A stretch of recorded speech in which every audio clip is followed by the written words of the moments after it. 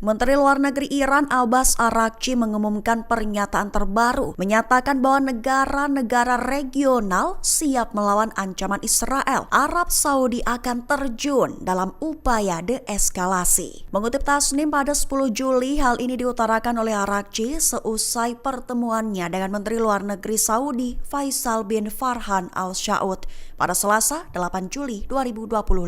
Awalnya Araghchi memuji sikap bersatu yang diambil oleh negara-negara Islam dalam mengutuk serangan militer Israel dan Amerika Serikat terhadap Iran, menyatakan bahwa negara-negara regional memiliki tanggung jawab kolektif untuk memerangi ancaman yang ditimbulkan oleh ekspansionisme dan sikap agresif rezim Zionis. Sementara itu, Al-Saud menegaskan kembali kebijakan negaranya mengutuk tindakan agresi terhadap Iran dan pelanggaran integritas teritorial serta kedaulatan nasionalnya. Ia juga menekankan perlunya lebih banyak upaya untuk mencegah eskalasi situasi, sekaligus menyuarakan kesiapan Arab Saudi untuk berkontribusi dalam deeskalasi. Darah IDF bak tumpah seperti air akibat taktik gerilya yang dipakai Hamas di jalur Gaza. Belasan tentara jadi korban luka, 2 diantaranya terluka parah dan 5 lainnya meninggal dunia.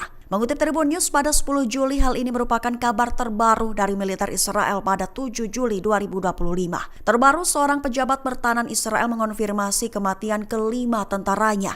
Mereka dijemput maut setelah ada bom meledak di tengah operasi militer IDF di Beit Hanon, Gaza Utara. Adapun korban luka mencapai 14 orang, di mana 2 diantaranya terluka parah. Sementara itu, Eyal Berkovich, seorang jurnalis terkenal Israel, mengkritik Perdana Menteri Israel Benjamin Netanyahu atas banyaknya tentara IDF yang tumbang. Berkovich menyindir bahwa Netanyahu kerap mengkhotbahkan kemenangan total, padahal setiap minggu justru ada 10 tentara yang harus dikubur. Ia juga telah menyuarakan bahwa para tentara tersebut mati sia-sia akibat keputusan Netanyahu, di mana menurutnya telah mengirim tentara hanya demi melindungi kepentingan pribadi hingga membuat tangannya berlumuran darah. Berkovich menilai bahwa tanpa mobilisasi pasukan dan pengepungan terhadap Hamas, kelompok itu tak akan bisa ditundukkan. Ia menekankan bahwa darah tentara tak bisa ditumpahkan sembarangan dan pada akhirnya keputusan tegas harus diambil. Pertama kalinya Presiden Amerika Serikat Donald Trump deklarasi dukungannya ke Hamas. Dalam pertemuan dengan Perdana Menteri Israel Benjamin Netanyahu, Trump meyakinkan Hamas bahwa dirinya akan menjaga mereka. Mengutip Tribun News pada 10 Juli, hal ini diutarakan lewat pengusaha Palestina Bishara Bahbah dalam laporan Sky News. Dijelaskan olehnya bahwa Trump menyampaikan komitmen Amerika kepada Hamas. Dalam pernyataan yang mengejutkan dunia, Trump untuk pertama kalinya menyatakan dukungan terbuka kepada Hamas, menyebut Hamas sebagai pihak yang berhak membela tanahnya dan berjanji akan memastikan mereka terlindungi dari agresi lanjutan Israel. Trump menegaskan bahwa pertempuran di Gaza akan benar-benar berhenti selama gencatan senjata 60 hari antara Israel dengan Hamas. Bahkan Trump meyakinkan dengan menyatakan bahwa pertempuran di Gaza tidak akan berlanjut usai gencatan senjata berakhir.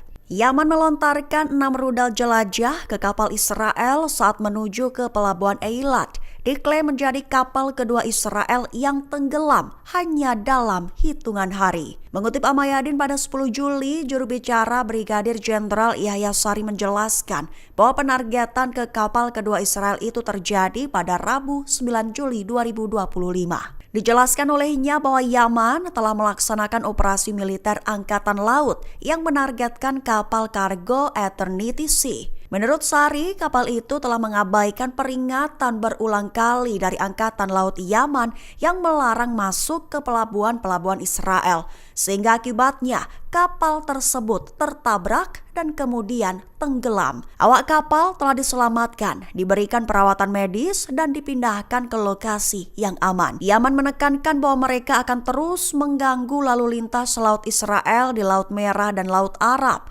bertujuan untuk memaksa entitas Zionis dan sekutunya mencabut pengepungan dan menghentikan agresi mereka di jalur Gaza. Tentara IDF kini dibayangi kasus penculikan. Hamas keluar dari terowongan bawah tanah, melakukan penyergapan, penyeretan hingga lepaskan tembakan. Mengutip Tribun News pada 10 Juli, hal ini menurut laporan dari sumber utama Yerusalem News.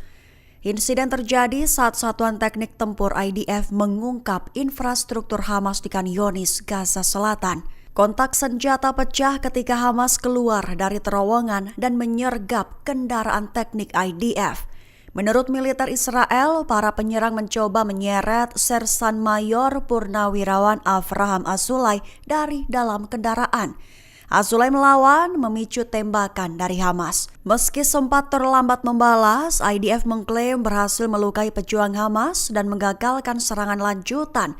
Namun, nasib satu di antara tentara yang hilang masih belum diketahui. Amerika Serikat jatuhkan sanksi ke pelapor PBB untuk hak-hak Palestina, Francesca Albanese. Washington menuduhnya melakukan perang politik dan ekonomi melawan Amerika Serikat dan Israel. Mengutip Times of Israel pada 10 Juli, sanksi itu dijatuhkan lewat Menteri Luar Negeri Amerika Serikat Marco Rubio dalam unggahannya di X pada 10 Juli waktu setempat. Rubio mengatakan bahwa Albanese adalah seorang kritikus Israel yang vokal dan dituduh melakukan retorika antisemitisme dan pro-terorisme, sehingga penjatuhan sanksi diambil mengingat upayanya yang tidak sah dan memalukan untuk mendorong tindakan pengadilan kriminal internasional terhadap pejabat, perusahaan, dan eksekutif Amerika Serikat dan Israel. Menegaskan bahwa kampanye perang politik dan ekonomi Albanese melawan Amerika dan Israel tidak akan ditoleransi. Ia menambahkan bahwa Amerika Serikat akan terus mengambil tindakan apapun yang dianggap perlu untuk menanggapi perang hukum dan melindungi kedaulatan dan sekutunya. Tambahan informasi, dalam beberapa minggu terakhir Albanese telah mendesak negara lain untuk menekan Israel, termasuk melalui sanksi untuk mengakhiri perang melawan Hamas di Gaza.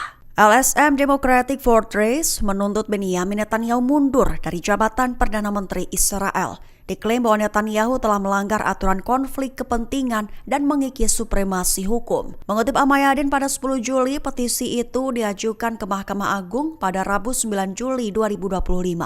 Penuntut menyatakan Netanyahu tidak kompeten berdasarkan prinsip demokrasi defensif. Juga para kritikus menuduh Netanyahu menyalahgunakan wewenang eksekutifnya untuk memajukan agenda politik pribadi, merujuk pada upaya dalam menggulingkan mantan kepala Shin Bet Ronen Bar dan Jaksa Agung Gali Baharaf Mayera, bersama dengan dorongannya untuk undang-undang yang akan mengekang kekuasaan Mahkamah Agung.